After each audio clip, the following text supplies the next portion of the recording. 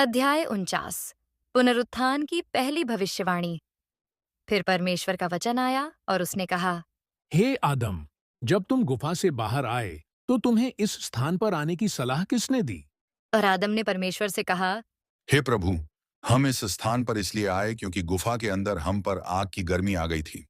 तब प्रभु परमेश्वर ने आदम से कहा, हे आदम, तुमने एक रात की आग की गर्मी से डरकर यह स्थान चुना, लेकिन जब तुम नरक में रहोगे तब तुम्हारा क्या होगा?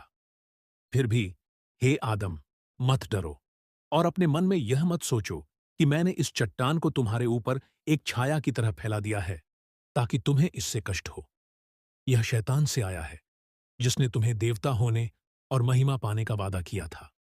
वही है जिसने इस चट्टान को गिराकर तुम्हें और हव्वा को इसके नीचे कुचलकर मारने की योजना बनाई, ताकि तुम पृथ्वी पर जीवित न रह सको।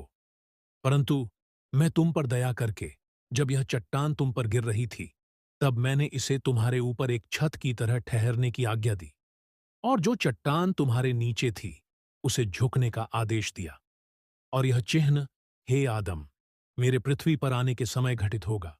शैतान यहूदियों के लोगों को मुझे मारने के लिए उठाएगा, और वे मुझे एक चट्टान में रख देंगे और मुझ पर एक बड़ी शिला लगा देंगे, और मैं उस चट्टान के भीतर 3 दिन और 3 रातें रहूंगा। परंतु तीसरे दिन मैं फिर से जीवित हो जाऊंगा, और यह तुम्हारे लिए और तुम्हारी संतान के लिए उद्धार होगा, यदि तुम मुझ पर विश्वास करो।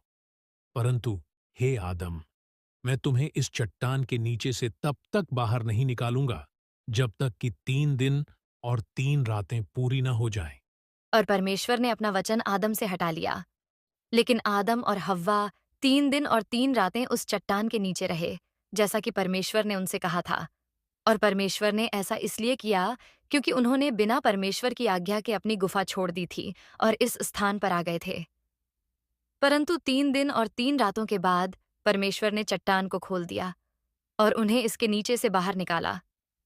उनकी देह सूख चुकी थी और उनके आंसू और दुहक के कारण उनकी आंखें और हृदय व्याकुल थे।